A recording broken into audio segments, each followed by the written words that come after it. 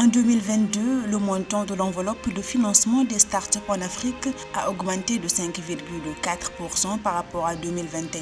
Il s'est situé à 5,3 milliards de dollars. Pour le compte de l'année 2022, le montant levé se situe entre 1 et 5 millions de dollars pour 84% des startups.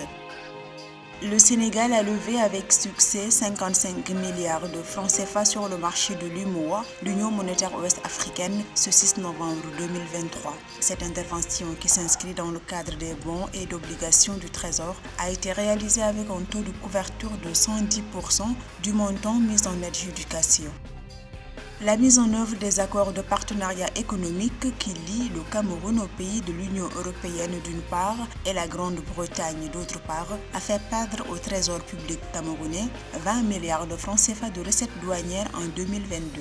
Ce chiffre est en baisse par rapport aux 27 milliards de francs CFA projetés en début d'exercice par le ministère des Finances.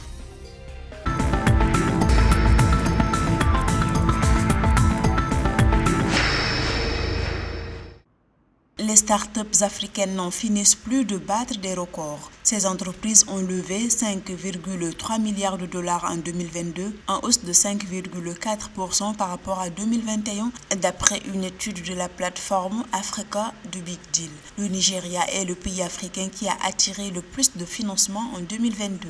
Le Nigeria et le Kenya s'arrogent encore une fois la moitié des fonds collectés, avec respectivement 28 et 17 startups.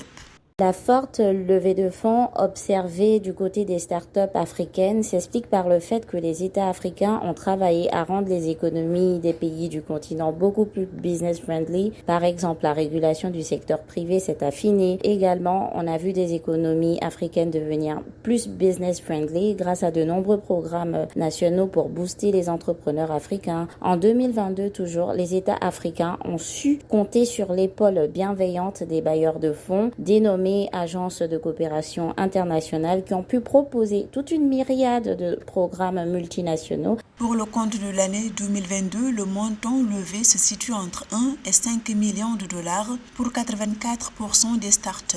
Toutefois, la dynamique de financement des startups actives en Afrique a été ralentie au terme du troisième trimestre 2022.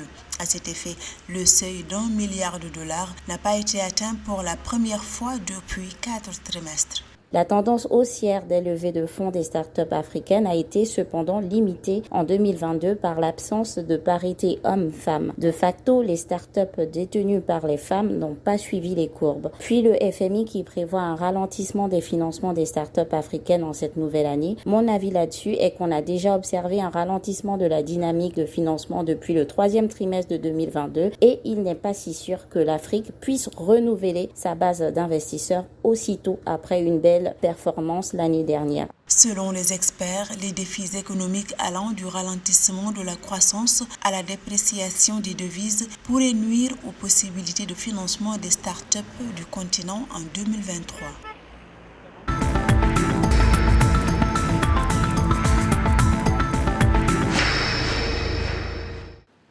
L'État du Sénégal, à travers la Direction générale de la comptabilité publique et du Trésor, a levé le 6 janvier 2023 sur le marché régional des titres publics de l'UMOA, Union monétaire ouest-africaine, un montant de 55 milliards de francs CFA. Ceci au terme d'une émission simultanée de bons et d'obligations du Trésor. L'opération de maturité 91 jours, 364 jours et 3 ans a eu un taux de couverture de 110%.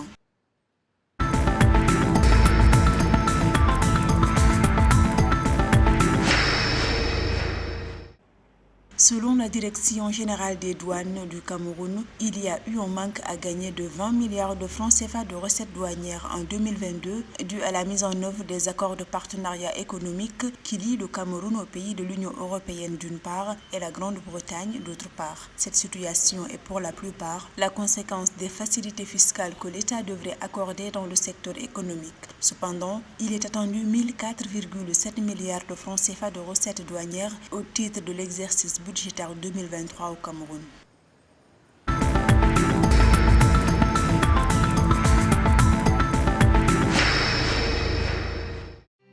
La filière du girofle a généré près de 225 millions de dollars de valeur exportative en 2022 à Madagascar. Ainsi, la Grande Île est devenue le premier exportateur mondial en 2022 des clous de girofle après avoir produit 40 000 tonnes en 2022. Elle a occupé 27% de la part du marché mondial de ce produit de rente. Par ailleurs, plus de 18 000 producteurs malgaches vivent de la filière du girofle sur plus de 70 000 hectares de plantations sur l'étendue du territoire malgache.